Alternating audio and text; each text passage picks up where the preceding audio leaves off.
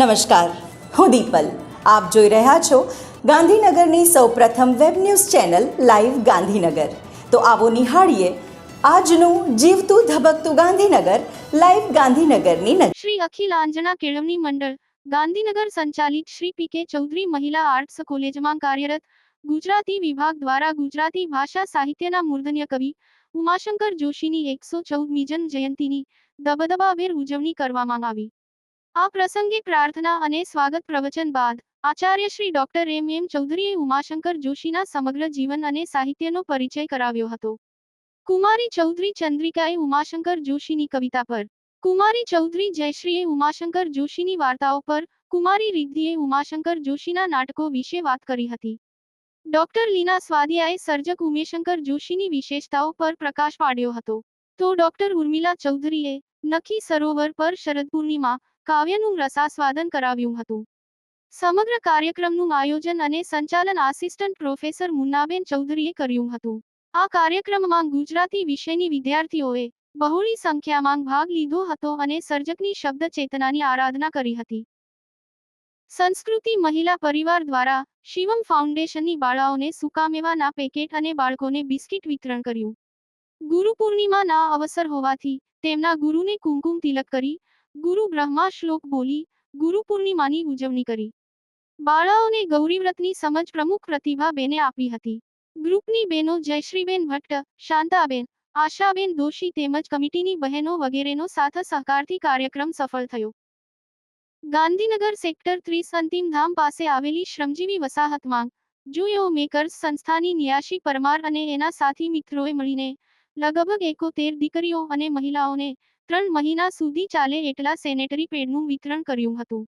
આ કાર્યક્રમમાં મુખ્ય મહેમાન તરીકે ગાંધીનગર ઉત્તરના લોકલાડીલા ધારાસભ્ય શ્રીમતી રીટાબેન પટેલ અને અતિથિ વિશેષ તરીકે પારસમણી ફાઉન્ડેશનના અધ્યક્ષ સંજય થોરાત આમંત્રિત હતા. કાર્યક્રમની શરૂઆત ગુરુ બ્રહ્મા ગુરુ વિષ્ણુ પ્રાર્થનાથી કરવામાં આવી હતી. જુયો મેકર્સ સંસ્થા અને ઉદ્દેશ વિશે ડો. પૌલમી પરમારે માહિતગાર કર્યા હતા અને સાથે દાંતની કાળજી લેવા માટે બાળકોને સમજ આપી હતી. જાણીતા કોલમ લેખક સંજય થોરાત સ્વજન દીકરીઓને પ્રેરણાદાયી રસપ્રદ વાર્તા કીધી હતી.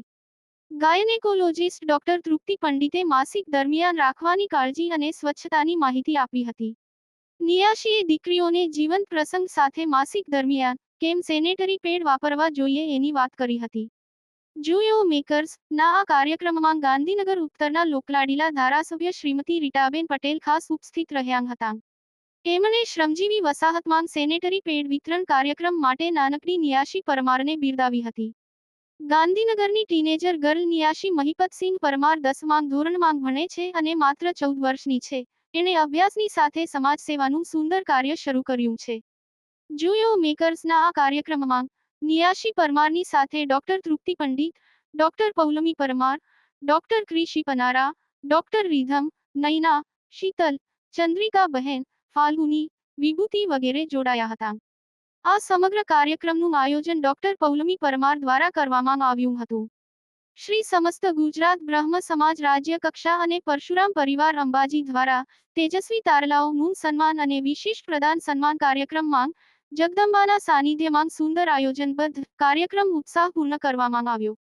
આ કાર્યક્રમમાં શ્રી સમસ્ત ગુજરાત બ્રહ્મ સમાજ રાજ્ય કક્ષાના પ્રમુખ શ્રી ડોક્ટર અશ્વિનભાઈ ત્રિવેદી, આદ્ય સ્થાપક પરશુરામ ફાઉન્ડેશનના પ્રમુખ શ્રી ડામરાજી રાજગોર, પ્રદેશ અગ્રણી ભરત વ્યાસ, બનાસકાંઠા મહામંત્રી શ્રી જયેશભાઈ દવે, જિલ્લા મહિલા પ્રમુખ ઉષાબેન જોશી, પાલનપુર નગરપાલિકા સદસ્ય શ્રીમતી જાગૃતિબેન, સરપંચ શ્રીમતી કલ્પનાબેન દવે, હેમંતભાઈ દવે, દિનેશભાઈ મહેતા, જીતુભાઈ મહેતા, બકુલેશભાઈ, શરદભાઈ જોશી, પરેશભાઈ પંડિત, અક્ષય જોશી, કલ્પેશભાઈ દવે જેવા બ્રહ્મ અગ્રણીઓ ઉપસ્થિત રહ્યા હતા.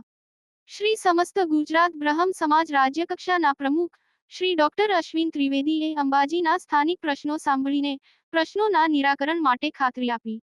બ્રાહ્મણ ધર્મ અને તેની મહાનતા સાથે સંગઠનની કામગીરી વિસ્તારથી સમજાવી. તેજસ્વી તારલાઓને સન્માનની સાથે વયવંદના માંગ વડીલોનું સન્માન તેમજ વિશિષ્ટ યોગદાન આપનાર મહાનુભાવોના સન્માનની સાથે બ્રહ્મ ઉત્કર્ષ શિક્ષણ અને સંસ્કાર સાથે ધર્મના રક્ષણની ચર્ચા તેમજ ચિત્કાર કરવા માંગ આવ્યું. અંબાજીના સરપંચનું વિશેષ બહુમાન કરવા માંગ આવ્યું. અંબાજીના ભૂદેવોએ ખૂબ જ મોટી સંખ્યામાં ઉપસ્થિત રહ્યા હતા અને રાજ્યકક્ષાના કાર્યોને વેગ આપવા ખાતરી આપેલ. મુખ્ય કન્વીનર ડોક્ટર યજ્ઞેશ દવેએ શુભેચ્છા પાઠવેલ. તો દર્શક મિત્રો, આપે અનુભવ્યો ગાંધીનગરનો ધબકાર. આપની આસપાસ બનતી આવી જ ઘટનાઓની જાણકારી અમારા સુધી પહોંચાડવા માટે સ્ક્રીન પર દર્શાવેલ નંબર પર વોટ્સએપ દ્વારા અથવા ઈમેલ આઈડી પર મેલ કરીને આપ અમારો સંપર્ક કરી હો. ધન્યવાદ.